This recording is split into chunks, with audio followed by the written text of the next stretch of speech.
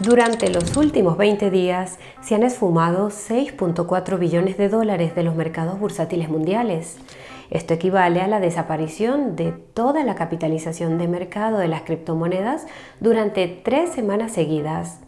Los tipos de interés japoneses, las tensiones geopolíticas, el drama de las divisas y los rumores de recesión han echado leña al fuego de los mercados financieros. Fue en Silicon Valley donde comenzaron las llamas con una gran hoguera en los grandes valores tecnológicos. Entonces, ¿está estallando la madre de todas las burbujas en el mercado bursátil de los Estados Unidos? Hoy lo averiguaremos, además de lo que podría significar para el sector de las criptomonedas. Permanece atento.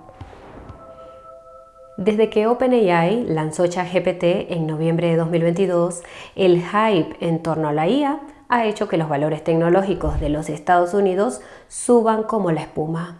Las acciones de Microsoft, Alphabet y Amazon han subido más del 100% desde sus mínimos de 2022. Meta ha subido un 546% y Nvidia un 1200%.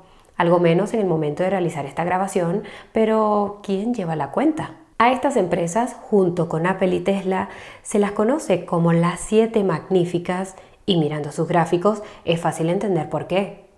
En conjunto, representan un tercio de la capitalización de mercado del S&P 500, el índice ponderado por capitalización de mercado de los 500 mayores valores de los Estados Unidos.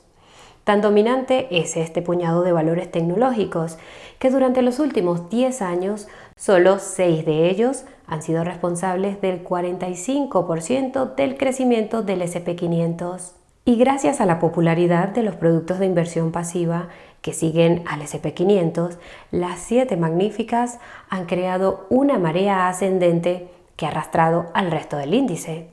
Lo que parece un ciclo alcista en todo el mercado es en realidad algo diferente. Así pues, si hay una burbuja en el mercado, es gracias a un puñado de empresas infladas de Silicon Valley que han añadido billones de dólares a sus capitalizaciones de mercado durante los últimos años. Y no es ningún secreto que esto se debe a que estas empresas están siendo utilizadas como un sustituto para apostar por el futuro de la IA. Pero nadie sabe quién será el mayor ganador de este boom a largo plazo. ¿Durará para siempre el monopolio de Nvidia? ¿Se alejará Meta de la IA tan rápido como lo hizo del metaverso? Tus suposiciones son tan buenas como las nuestras, pero por el momento las 7 magníficas están apostando por la IA todo lo que pueden. De hecho, durante un tiempo, las expectativas en torno a los beneficios económicos y sociales de la IA llegaron a ser tan grandes que ya no había techo para la valoración de estas empresas. Ninguna valoración era demasiado alta y ninguna cantidad invertida en los proyectos favoritos de IA de Silicon Valley podía ser demasiado grande. Al menos eso es lo que los CEOs querían hacernos creer. Según Alphabet, el coste de oportunidad de invertir poco en la IA es dramáticamente mayor que el riesgo de invertir demasiado. A largo plazo, puede que la historia demuestre que Alphabet tiene toda la razón. Pero en este momento, los inversores están empezando a hacer balance de lo que han conseguido los miles de millones de dólares quemados hasta ahora y se están impacientando un poco. Recientemente, Barclays, Sequoia y Goldman Sachs han dado la voz de alarma sobre una burbuja en la IA, señalando la espiral de gastos de capital. Según Goldman Sachs, el gasto en IA por parte de las empresas tecnológicas alcanzará el billón de dólares durante los próximos años, una suma tan grande que es inimaginable que se produzca un retorno a la inversión a corto plazo. La inteligencia artificial general aún no se vislumbra en el horizonte y aparte del monopolio de las GPUs de Nvidia, las acciones de IA parecen estar cabalgando sobre grandes modelos lingüísticos o LLMs sin ningún foso obvio. El LLM de Meta, por ejemplo, es open source.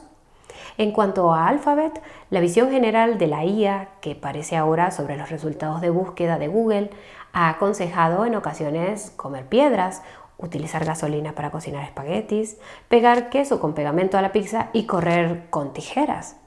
Y en cuanto a Microsoft, OpenAI les ha caído del cielo. Desde 2020, Microsoft ha invertido 13.000 millones de dólares en esta empresa y también es el proveedor exclusivo de potencia informática para la investigación, los productos y la interfaz de programación de OpenAI.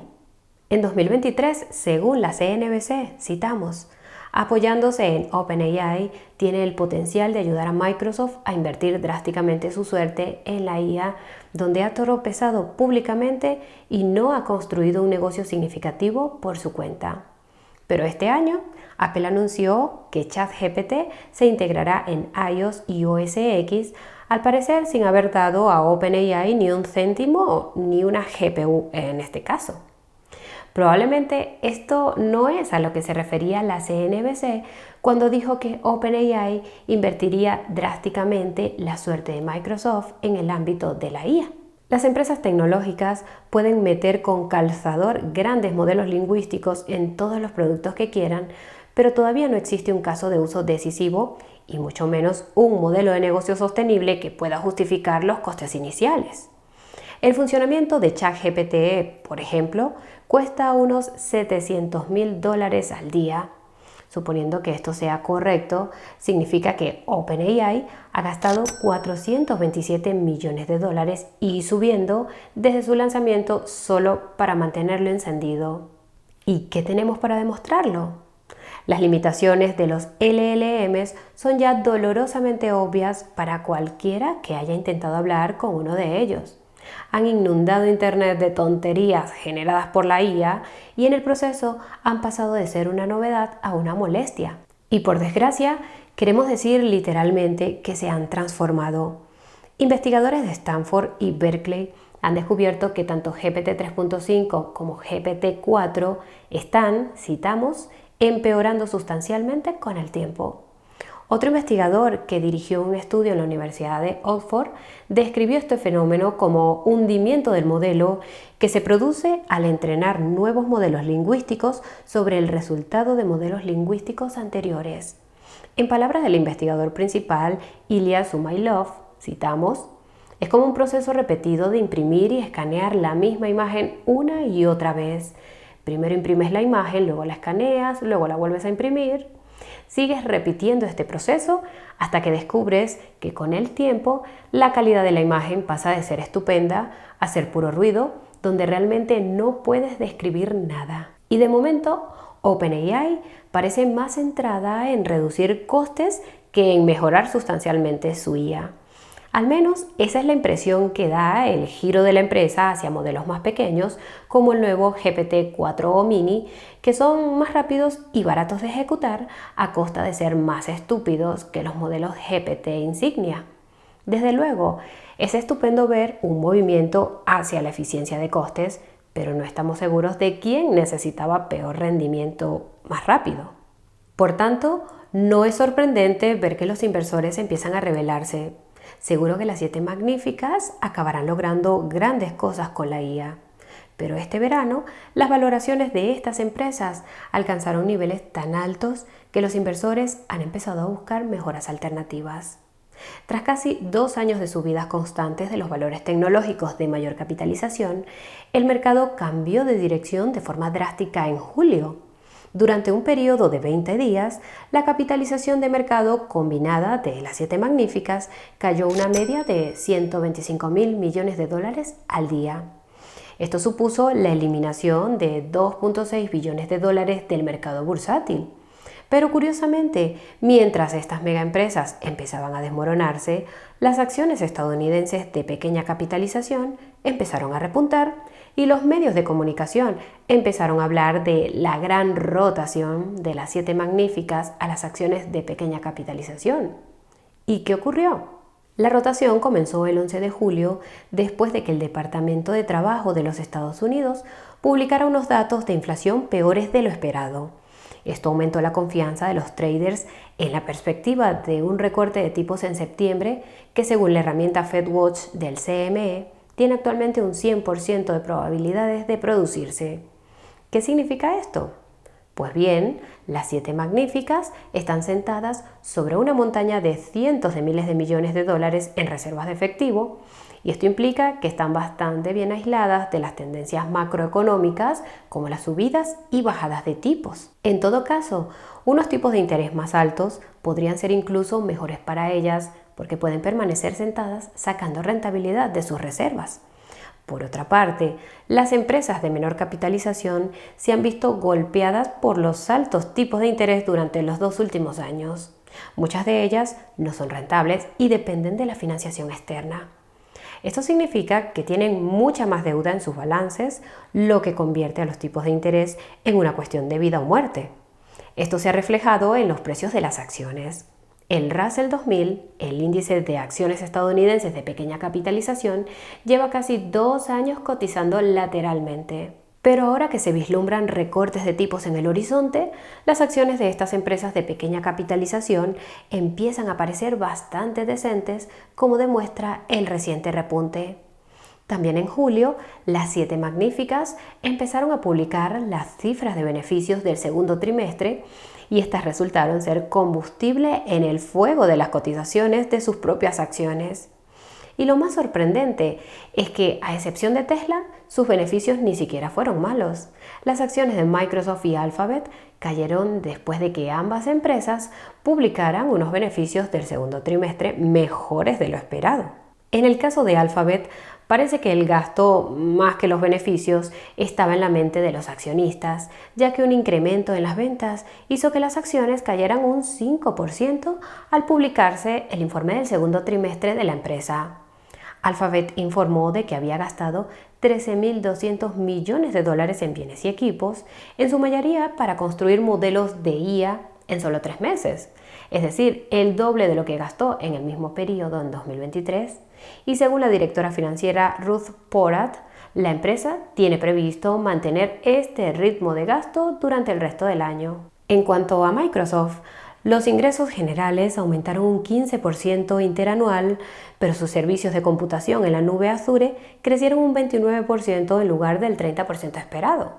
Al parecer, esto bastó para asustar a los inversores, ya que las acciones cayeron hasta un 8% en el trading after hours. Ahora bien, lo que empezó como la gran rotación se ha convertido en una espiral, ya que los mercados de divisas, las tensiones geopolíticas y los rumores de recesión han creado una tormenta perfecta para un gran crash en los mercados financieros. Esto ha puesto viento en las velas de los que han estado declarando una burbuja en el mercado de valores de los Estados Unidos. Entonces, ¿cómo recordará la historia el verano de 2024? ¿Se convertirá el actual crash bursátil en un gran estallido? ¿Estamos en una burbuja como las de 2008, 2000 o incluso la de 1929? Para responder a estas preguntas, tendremos que ponernos de acuerdo sobre qué es exactamente una burbuja. La definición clásica de burbuja es un periodo de compra especulativa que empuja los precios de los activos muy por encima de su valor intrínseco o justo, determinado por el análisis fundamental de parámetros como la demanda, los beneficios, los ingresos o el potencial de crecimiento. Las burbujas surgen cuando las noticias sobre la subida de los precios y los elevados volúmenes de negociación hacen que cada vez entren más compradores, lo que genera más noticias sobre la subida de los precios y así sucesivamente. Este frenético espectáculo continúa hasta que los precios se vuelven tan desorbitados que no se pueden encontrar nuevos compradores. La música se detiene, cunde el pánico y un incremento de las ventas provoca el hundimiento de los precios. En retrospectiva, las condiciones del mercado eran tan extremas que cualquier tonto podía detectar la burbuja a distancia. No hay más que ver la burbuja de las .com, la burbuja de las hipotecas subprime o la burbuja de los locos años 20. La gente debía estar loca entonces. Pero el problema es que esto solo es obvio en retrospectiva. Las burbujas suelen estar impulsadas por una narrativa que promete algún cambio de paradigma que persuade a los inversores alcistas de que esta vez es diferente. E incluso si te das cuenta de que estás en una burbuja insostenible, es imposible saber cuándo acabarán los buenos tiempos. Como dijo una vez John Maynard Keynes, citamos, Los mercados pueden permanecer irracionales más tiempo del que tú puedes permanecer solvente. Tomemos como ejemplo la burbuja de las .com. En 1996, el presidente de la Reserva Federal, Alan Greenspan, advirtió de que el mercado bursátil estaba sobrevalorado y que los precios de los activos no estaban justificados por los fundamentales. Y aún así, el mercado bursátil se duplicó durante los 4 años siguientes antes de que la burbuja de las .com estallara finalmente en el año 2000. Así que, al igual que ocurre con la sincronización de los mercados en general, predecir una burbuja no es tarea fácil. Pero naturalmente, esto no ha impedido que nadie lo intente. Se han utilizado diversas métricas para calibrar lo grande que es la burbuja en determinados mercados o activos, desde el sentimiento social hasta la relación precio-beneficios. Así que veamos qué podemos cocinar. Por lo que sabemos, ningún indicador de burbujas es más completo que el desarrollado por Ray Dalio. Es el multimillonario fundador de Bridgewater Associates, el mayor fondo de cobertura del mundo. Su medidor de burbujas, toma un agregado de 6 variables diferentes para obtener una lectura del mercado. Según Dalio, se produce una burbuja cuando el mercado presenta una combinación de los siguientes factores en grados elevados. Primero, los precios son altos en relación con las medidas tradicionales, por ejemplo, el valor actual de los flujos de caja para la duración del activo en comparación con sus tipos de interés.